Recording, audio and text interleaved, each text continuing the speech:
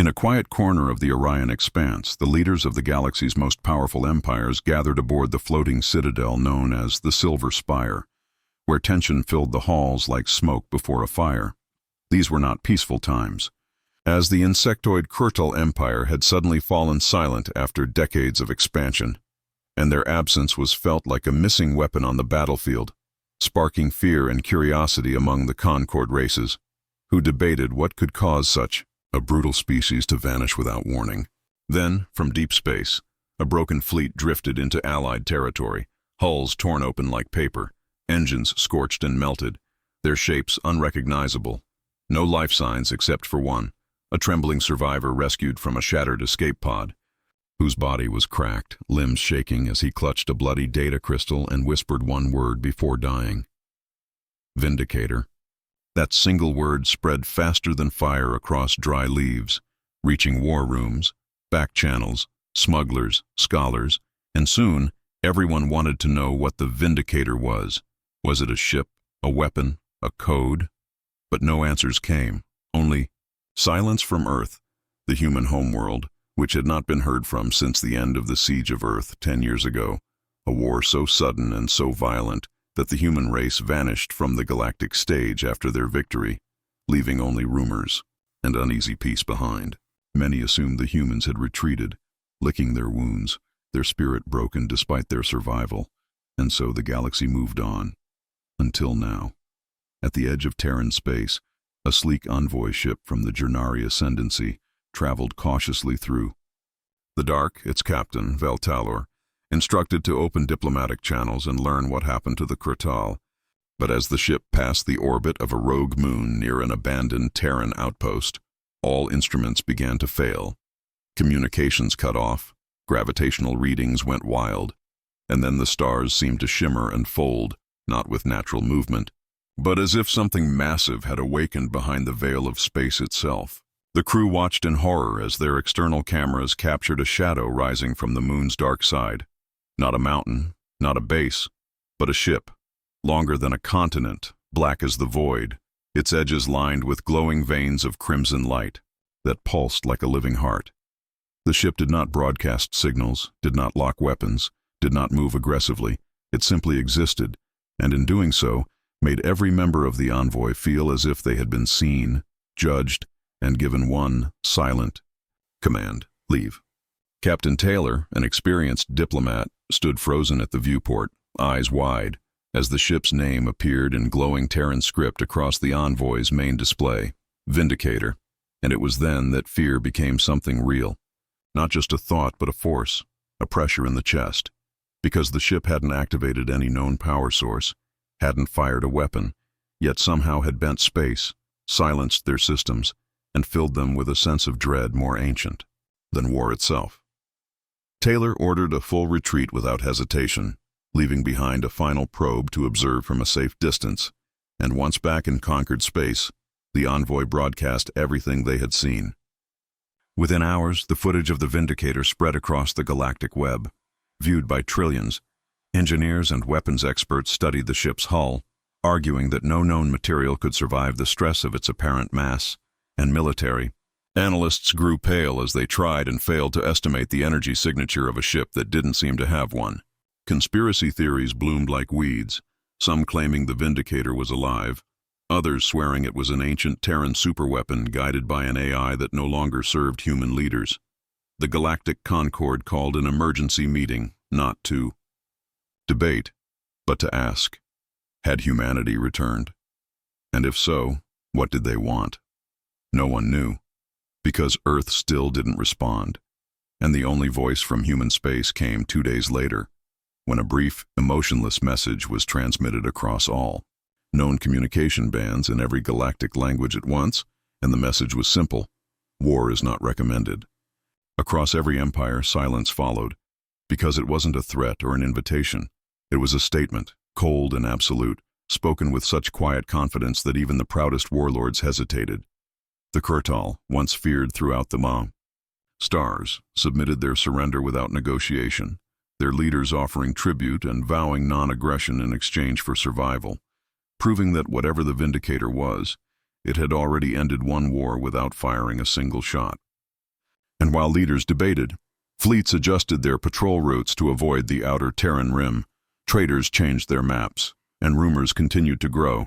Some claimed the Vindicator was piloted by ghosts, others by humans no longer human, twisted by technologies never meant to be used. But for most, it was the silence of Earth that chilled them most, because it was not the silence of defeat, but of patience, like a storm that has not yet struck, but will the moment someone steps into the wrong corner of space. The name Vindicator spread like lightning across the galaxy, not as a rumor anymore, but as a confirmed nightmare, a ship so powerful it forced even the merciless Kurtal Empire into complete surrender. And while some believed the footage was faked or misunderstood, others knew better, especially those who had once fought in the siege of Earth and barely survived. In secret military archives, buried behind old security walls, a few classified files were reactivated by trembling hands, revealing grainy blueprints and scattered notes about a project once thought canceled. Project Vindicator, Earth's final gamble during the closing days of the war, when the Kurtal fleet had reached the outer planets and Earth stood alone, surrounded and outnumbered 1,000 to 1, and yet, against all logic, had won, not slowly, but in a single terrifying strike that made the invaders vanish, their fleets shattered, their worlds silent. Back then, the galaxy assumed the humans had used some last resort weapon and collapsed with it. But now, as new scans from the Envoy ship were studied frame by frame, military historians began to see patterns, shapes, symbols, and terrifying possibilities that matched the forgotten records of Project Vindicator. A ship not built by humans alone, but by a fusion of minds, human, artificial, and something else, created not just as a machine of war, but as a living deterrent, a thing designed to feel emotions, process threats in milliseconds, and respond with absolute force only if absolutely necessary. While news channels debated its return, deep beneath the surface of Earth, in a command chamber hidden since the last war, a woman stood before a glowing wall of screens. Commander Avalon Rhodes, thought to be dead, the last human to give the final launch order for Vindicator before the siege ended, now awakened by the ship's activation. Her mind sharp and eyes steady as she watched alien analysts panic and argue over something they would never truly understand. She did not smile, did not speak, only listened to the silence that followed the ship's warning. War is not recommended, because she knew what came next: testing, probing, and eventually defiance. Across the stars, the galactic conquered, tried to respond with calm, sending peace offers and communication requests to Earth, but every signal bounced back unanswered, except for one that arrived 3 days later.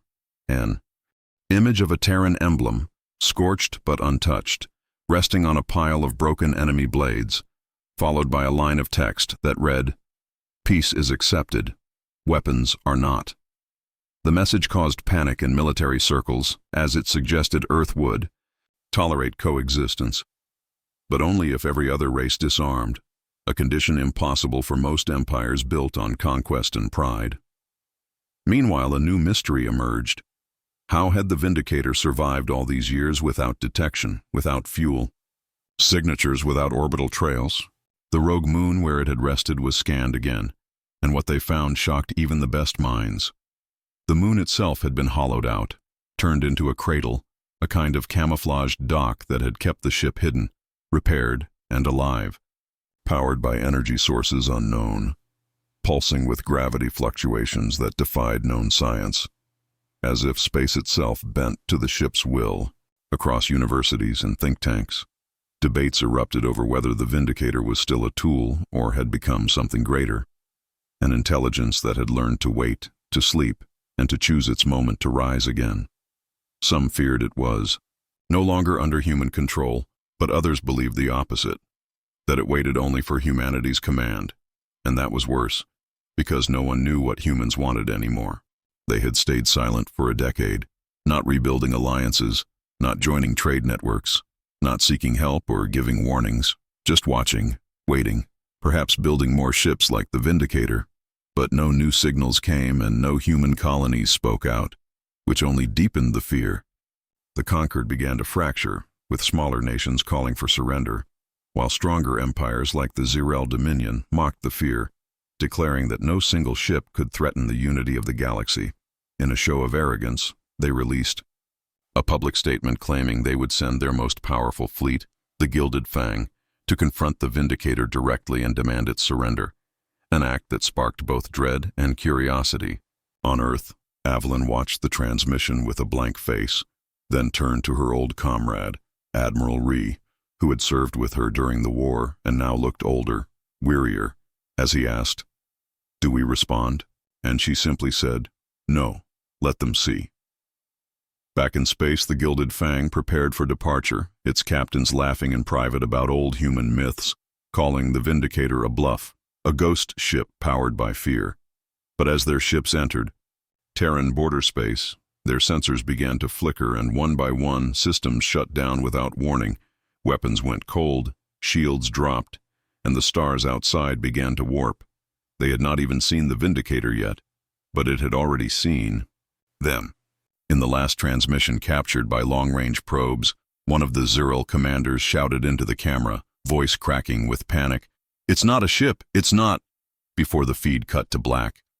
Moments later, every ship in the Gilded Fang fleet stopped transmitting, not destroyed, but silent, floating without damage, systems intact yet offline, as if something had turned them off like toys.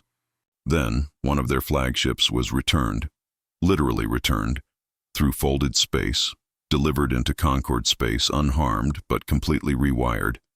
Its core gently removed and replaced with a Terran device broadcasting one repeated message: "Mercy is a human choice. Do not make us reconsider it."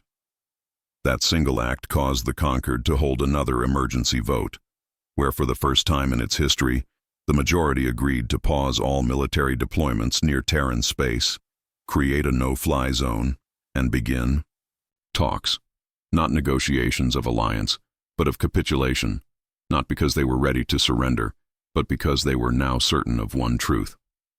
The Vindicator had not returned to fight. It had returned to warn, and in that warning was a quiet message no one could ignore, that humanity had changed, not just in power, but in purpose, and whatever that purpose was, it had the weight to reshape the galaxy. The galaxy held its breath as the Zyril Dominion, humiliated by the silent defeat of their fleet, refused to back down, their pride too great to accept fear without resistance, and so the High Commander of the Zyril, Lord Varental, announced a second attempt to confront the Vindicator, this time with a strike force known as the Iron Circle, composed of elite warriors, advanced warships, and experimental weapons designed to bend space and pierce even the strongest defenses. He called it a test of courage before the Galactic Concord, daring any who questioned Zyrel's strength to stand aside, and while most empires advised peace, none had the power or unity to stop him. Deep in Zyril space, the Iron Circle prepared, with religious zeal, their ships painted in gold and black, their hulls lined with plasma blades and time-folding drives meant for fast attacks across light years, and as the fleet launched, they declared that if the humans would not speak, then the Dominion would make them listen. Across the stars, news feeds exploded with theories and predictions. Some believed the Zyril would be wiped out in seconds. Others believed the Vindicator would stand down at last, but no one knew for sure, and so the galaxy watched. On Earth, hidden beneath layers of old satellites and dormant shields, Commander Avalyn Rhodes stood before a large circular table with only two others, Admiral Ree and an AI presence known as Lyrix, the last machine mind from Project Vindicator, who spoke softly but clearly as it said, "The test begins sooner than expected." Avalyn nodded, her face calm, though her eyes held a storm of memories. She remembered when Vindicator was first awakened during the siege, when Earth had nothing left to give except one final answer. And now, once again, the question of survival had returned, not to humans, but to the galaxy that once called them weak. Far across the void, the Iron Circle fleet arrived just outside Terran space, holding formation in perfect silence, their ships glowing with strange energy, their weapons armed but not yet fired. They waited, broadcasting a demand in every language: "Come forward, show yourself, or be declared a myth." For a full hour, there was no answer, no movement, nothing, until the stars behind them bent like ripples on water. And from that distortion, the Vindicator appeared, not with sound or warning, but as if space had accepted its presence like a returning god. It hovered without thrust, without heat. Its hull covered in shifting lights and etched with marks that looked alive, symbols from ancient Terran scripts combined with something unreadable, something that looked like thought made solid. The iron. Circle fired first, not missiles or lasers but dimensional lances, weapons meant to tear through ships by unraveling the space they occupied. But the lances disappeared before reaching their target, swallowed by some unseen field that did not deflect but erased. Then, the Vindicator moved, not forward but around, in patterns that no known drive system could replicate, skipping across points in space like stepping stones, appearing behind, beside, above the fleet in seconds, making the Zirel captains shout and spin their ships in panic as targeting systems failed and alarms screamed without cause. And then, without firing a single weapon, the Vindicator responded by disabling every ship's command core at once, sending waves of harmless but unstoppable signals that overrode Zirel systems, locking engines, draining power, and sending each vessel into controlled stasis, as if the ships had fallen asleep. And while no damage was done, the humiliation was absolute. An entire elite fleet rendered useless in minutes, without even touching the Vindicator, whose lights now pulsed slowly like a heartbeat, calm and steady.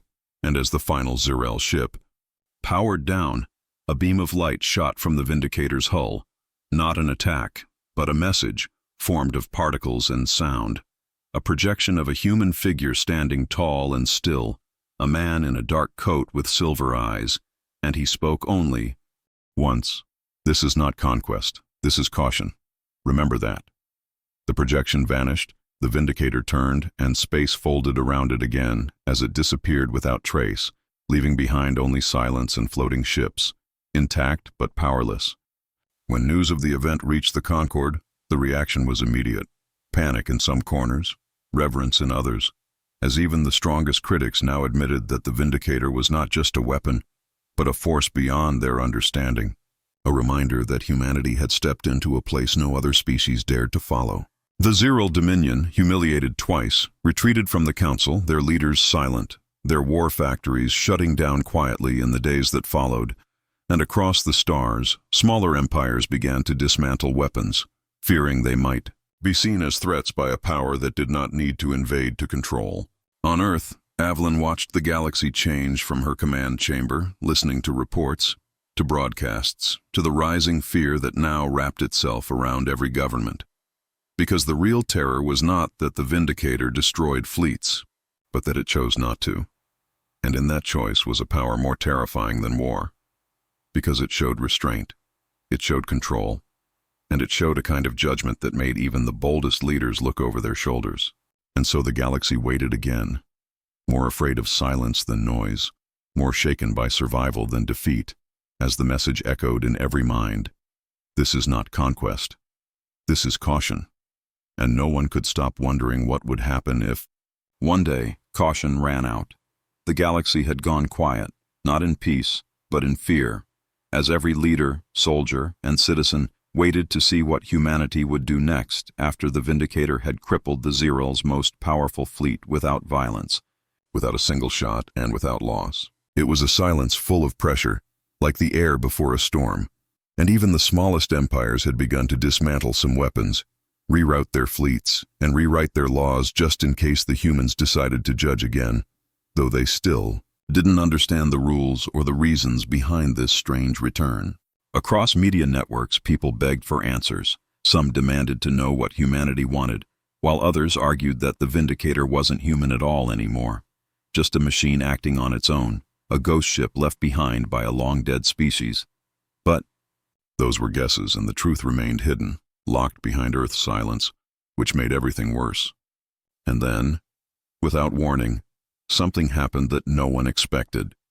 A new message was sent, not just to the Concorde or the empires, but to everyone, broadcast across every known system and language, reaching deep space colonies, mining ships, trading stations, and homeworlds alike. And this time, the voice was clear and unmistakably human, calm but firm, male, and familiar to those who studied old Terran war archives. It was the voice of Elias Tren, once thought killed during the Siege of Earth, a war hero, a tactician, and now apparently the speaker for whatever humanity had become. He said, "The time for silence has passed. We offer peace, but not blindly. We offer safety, but not without understanding. You will choose. You will prove yourselves." And then the message paused as a dark screen showed 12 names. Each, one a planet or station chosen from different empires, different species, and different histories. And beneath the names was a date, just 2 weeks away, and a final line that read, "Send your best. We will speak. We will decide." Across the galaxy, panic broke loose again, but this time mixed with curiosity, hope, and fear, because it wasn't an invasion. It was an invitation, and it felt like a test, one last chance to understand the humans before the unknown closed its doors again. The conquered met in secret to decide what to do, and after heated debate, they chose 12 candidates, each from a different race, each with skills in diplomacy, strategy, or leadership, and each warned that they may not return. Among them was Veltaler, the Jurnari envoy who first saw the Vindicator, and though his hair had turned white and his hands still shook from that moment, he agreed to go, saying, "If no one understands them, we are already lost." When the day came, 12 ships approached the location given in the message, a neutral system near Terran space, where no stars shone and no maps reached, known only as Blackreach. And what they found was not a ship or a station, but a ring.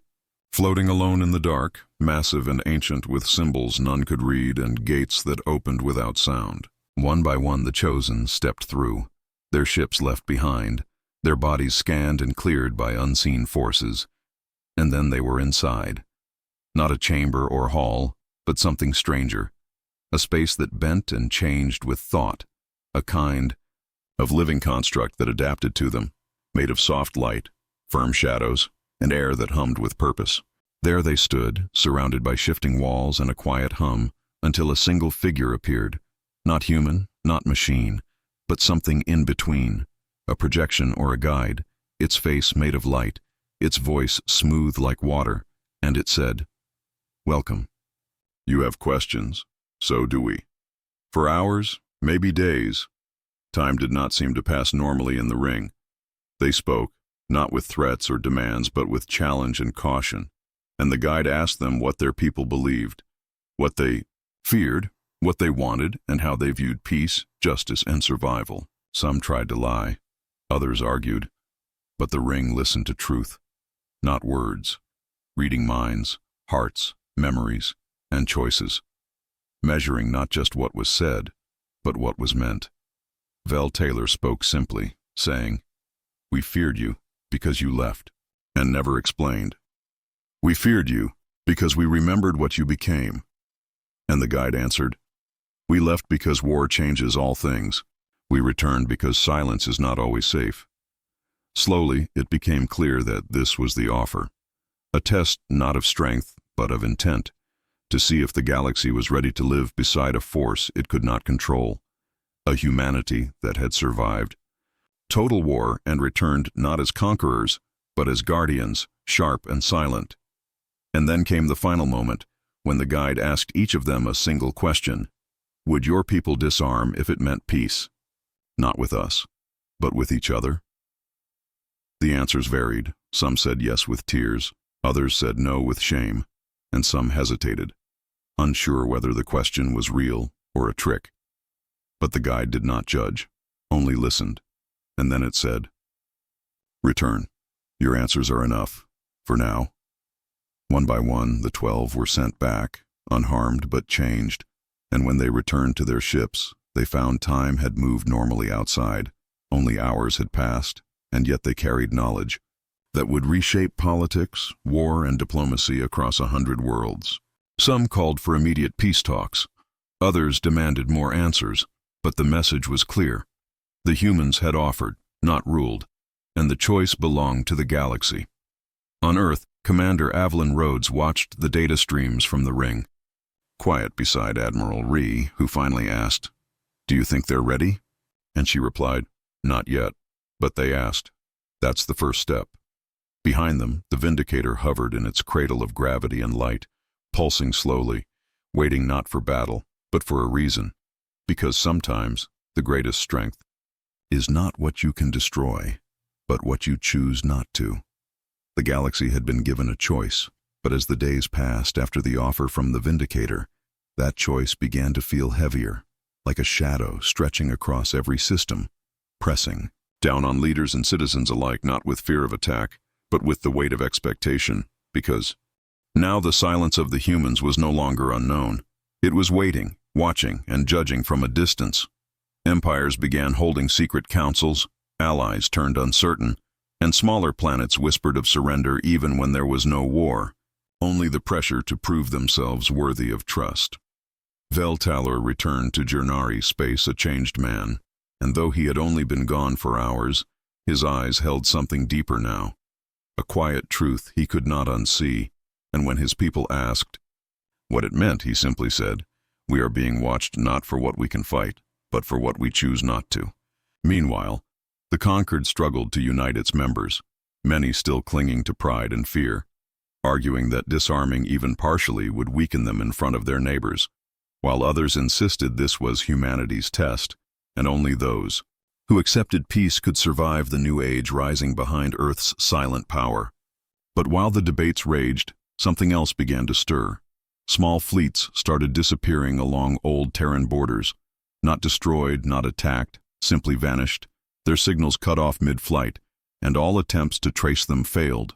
Whispers of judgment grew louder, and some believed the humans had begun a second phase of their plan, but the Vindicator had not moved from its orbit around Earth, and no new message had come, only the quiet pulse of its strange lights, and the rings, empty gates waiting in the dark. Then one day, a transmission broke the silence, not from Earth or the Vindicator, but from one of the lost ships, a mining vessel called Kelos Dawn, whose crew sent out a final message full of static, screaming, and a single phrase repeated over and over. "It sees the truth. It sees the lie. It sees the truth. It sees the lie." And then silence again.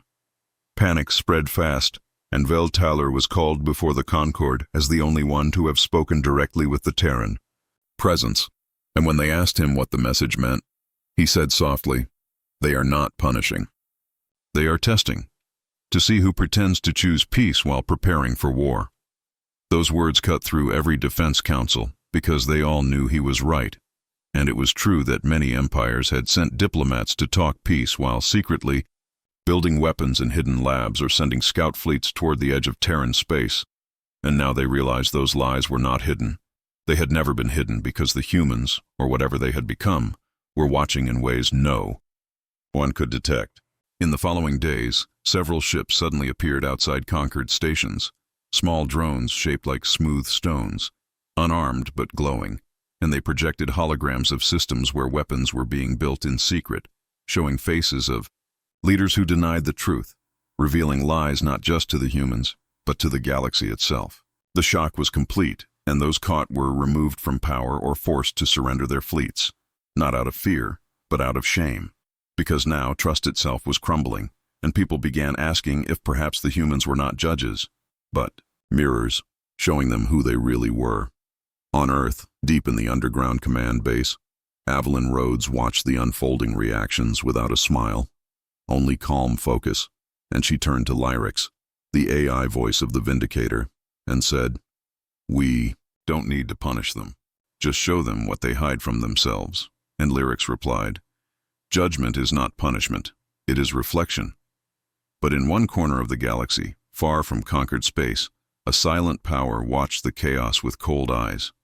The Threx Coalition, a war-born empire that had always believed in strength above all, had not sent a delegate to the ring, had not accepted the offer, and now saw the galaxy trembling under fear, which to them was a sign of weakness to exploit. Their supreme commander, Kael Vor, declared in secret that the time had come to strike Earth, not to destroy the Vindicator, but to force it to reveal its limits. and he assembled a hidden fleet made of cloaked dreadnoughts, particle voiders, and black sun bombs, weapons outlawed even among warfaring empires, designed not to survive, but to pierce, to burn, to shock. They called it Operation Shatter Sky, and launched it in silence, deep through gravity wells and starless paths, avoiding detection by any known sensor grid. For 3 days, they closed in on Earth, and no alarm was raised, no response sent, as if the planet didn't see or didn't care. But when the Threx fleet reached the edge of Earth's orbit, space changed. Their drives froze, their engines fell silent, and time itself slowed around them, like moving through syrup, as if reality had shifted. And then the Vindicator appeared, not from behind or above, but from inside, its form unfolding in pieces around them, as if space itself was forming the ship, and Kael'vor's command ship was pulled gently forward, not by force, but by something deeper, something primal, and a voice filled every system in the Threx fleet, soft but filled with weight. You have already failed. Judgment was passed the moment you chose deceit. And then the Vindicator did not fire, did not attack. It simply showed them themselves, replaying every secret order, every hidden weapon, every innocent life ruined by their empire's greed, every betrayal and every lie. And the Threx soldiers wept, not because of pain, but because their truth had never been seen so clearly, so completely. Then the fleet disappeared, not destroyed, not broken, just gone, and no one ever saw them again. The next day, a message was sent again across the galaxy, this time from the ring, and Elias Tren's voice returned. Judgment is done. Those who chose truth will find peace. Those who chose deception have been seen. We will not rule, we will not conquer, but we will remember, and we will be remembered. And then silence returned, not heavy, but deep, like the stillness of space after a storm has passed, and across the stars something began to change. Not fear, but honesty. As leaders began speaking more carefully, fleets began standing down by choice, and people started asking what peace really meant. Not safety from war, but freedom from lies.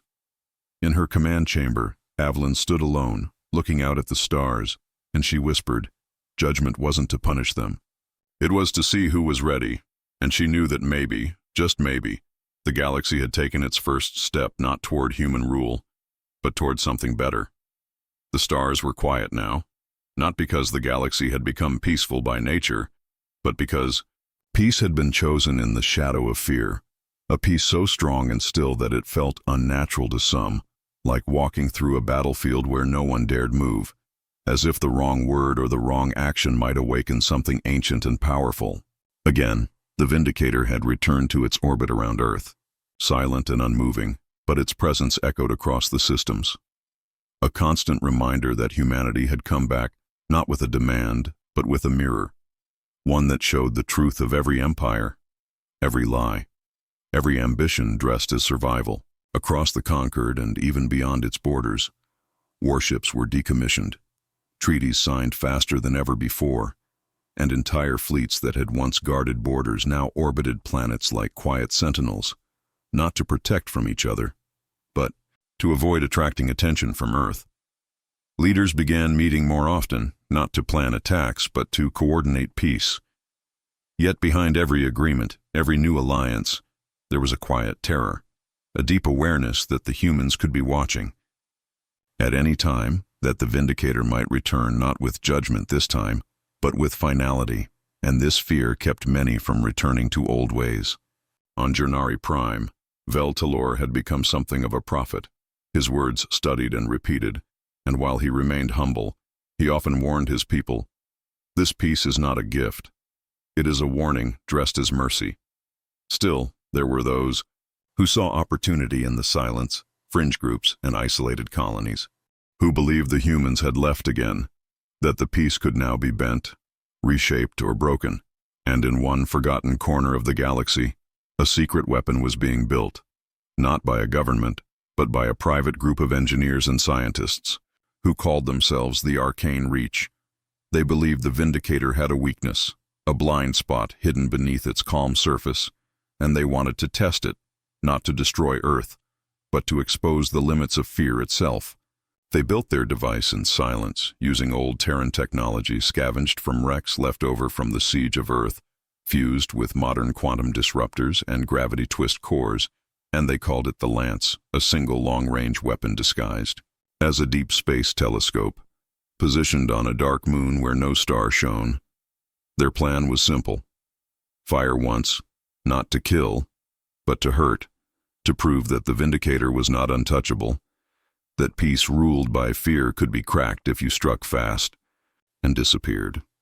But they did not understand that the Vindicator was not simply watching the galaxy.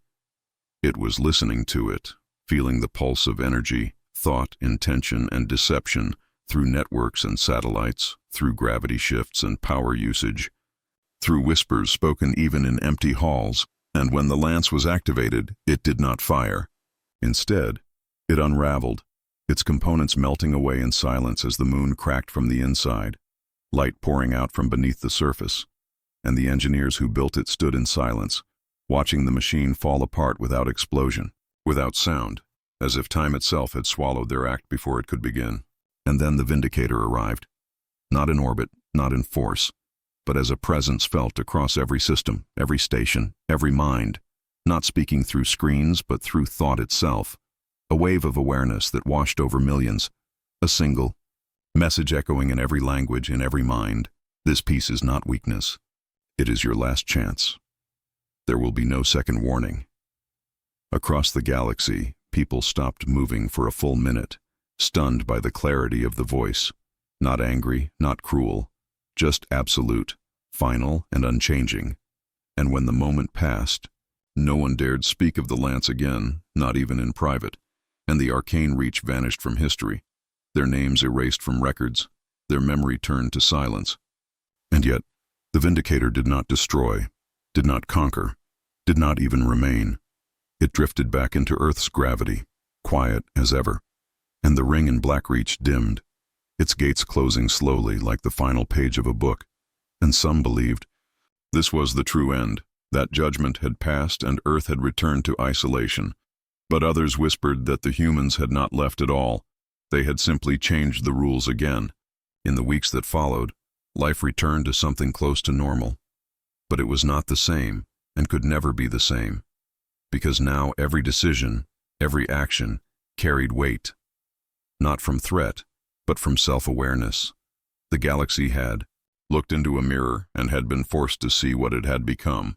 And though fear had built this peace, something new had begun to grow from it. Responsibility. Young leaders started rising, ones who had not known the old wars, and they began asking not how to win, but how to preserve, how to listen, how to remember what had been offered. On Earth, Commander Avalon Rhodes stood on the edge of a high platform inside the Vindicator's command spire, looking out across blue oceans and distant stars, knowing that peace ruled by fear could not last forever, but also knowing that it had to start somewhere, even if it began in silence.